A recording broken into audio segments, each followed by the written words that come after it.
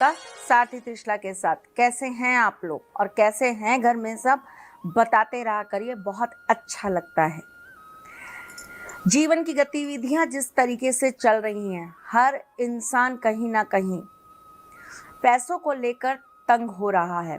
चलते हुए व्यापार अचानक से बंद हो गए हैं। एक उम्मीद, एक आस में इंसान जीने लगा है कि अब कुछ ठीक होगा, शायद वक्त पलटेगा और कुछ नया हो जाएगा।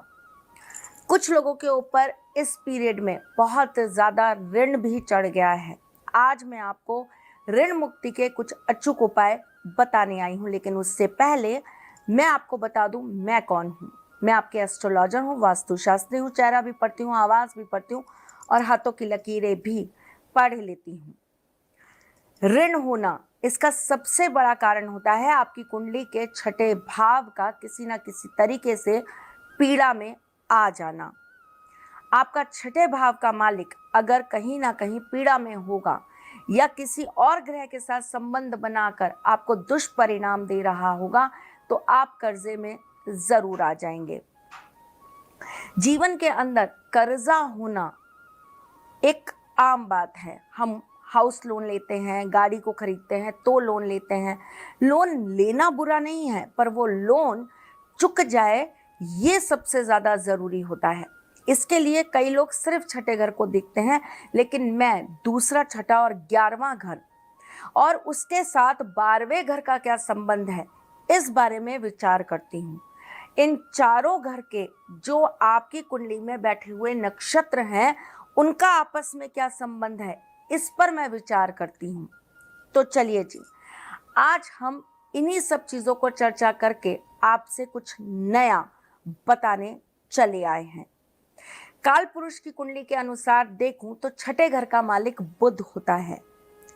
और अगर मैं इसे बहुत नॉर्मल तरीके से बात करूं तो कर्जा मुक्ति के लिए हम दो देवताओं को सबसे ज़्यादा प्रमुख रूप से पूजते हैं, एक हनुमान जी और एक गणेश जी।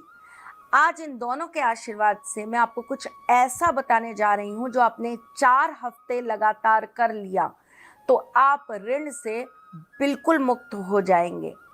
करना क्या है बताती हूं आपको। मंगलवार के दिन आपको हनुमान जी के मंदिर में सिंदूर और चमेली का तेल चढ़ाना है, लेकिन साथ में आपको एक और क्रिया करनी है। सोमवार की रात को आपको हरी मूंग की दाल को भिगो लेना है और वो भीगी हुई दाल आपको सिंदूर के साथ मंगलवार के दिन हनुमान जी के मंदिर में हरे कपड़े में बांधकर छोड़ आनी है। ये आपने कर लिया मंगलवार का काम। इसको टू बी कंटिन्यूड आपको बुधवार को करना है, लेकिन यहाँ क्या करेंगे आप, कुछ थोड़ा अलग। आपको एक हरे कपड़े के अंदर फिटकरी और सिंदूर बांध लेना है।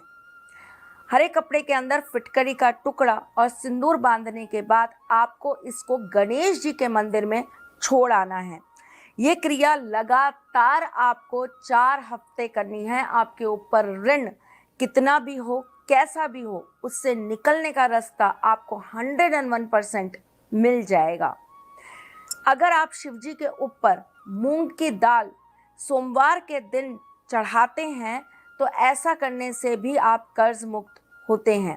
शनि देव का पूजन करने से और तेल का दान करने से भी ऋण से मुक्ति प्राप्त होती है। अगर आप रेगुलर रूप से अपनी इनकम का एक भाग अगर आप धर्म के नाम पर या किसी की सेवा के नाम पर निकालते हैं तो इससे भी आपको ऋण से मुक्ति मिलती है। गाय को हरा चारा खिलाने से भी ऋण से मुक्ति प्राप्त होती है। चलिए जी, आज के लिए बस इतना ही। फिर आऊंगी कुछ नया, कुछ अलग, कुछ अद्भुत लेकर। तब तक के लिए मुस्कुराते रहिए, रिश्तों में मजबूती बना के रखिए, अपने साथी के साथ यूं ही जुड़े रहिएगा, प्यार देते रहिएगा, प्यार लेते रहिएगा। अगर आप अपनी कुंडली दिखाना चाहते हैं, टैरो कराना चाहते हैं या पास्ट लाइफ के बारे में जान